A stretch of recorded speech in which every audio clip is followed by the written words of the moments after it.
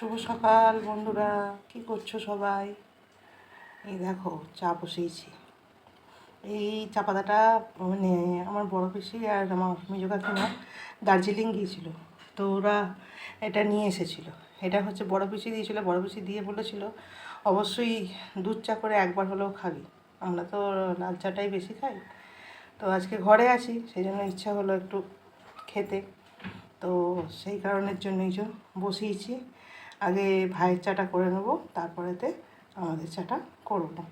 আমাদের একটু আজকে আমার আর কি বিশেষ করে একটু আজকে এই যে আমুল দুধের চা খেতে ইচ্ছা করলো, সেই ছোটোবেলার মতো। ওই জন্য একটা 10 টাকার প্যাকেট কিনে নিয়ে এলাম। কিনে নিয়ে এসে আপাতত আমার আর মায়ের জন্য দুধ চা করবো, আর এই যে ভাইয়ের এই যে চিনি ছাড়া লাল চাটা হচ্ছে। এই যে দুধ দিয়ে দিয়েছি, দুধ ধস্ত কিন্তু চায়ের কালার এসছে। ছেলে তো দুধ মানে চা খায় না, ও দুধ আর কমপ্ল্যানটাই সকালবেলা খায়, ওই জন্য ওর নেই এখানে, শুধু আমার আর মায়েরটা আছে। আর ভাইয়ের তো দেখলে তুলে রেখেছি লাল চা। তো দারুণ কালার এসছে, থ্যাংক ইউ জাজি এই চাটা খাওয়ানোর জন্য। দারুণ দারুণ কালার এসছে চায়ের।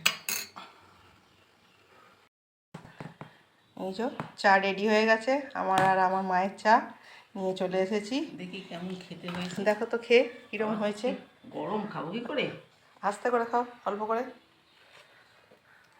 না ভালো ভালো, সুন্দর দারুণ চা হয়েছে।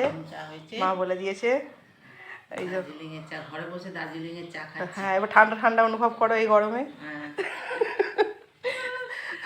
চলো আপাতত টাটা, আবার পরে তোমাদের সাথে দেখা হচ্ছে।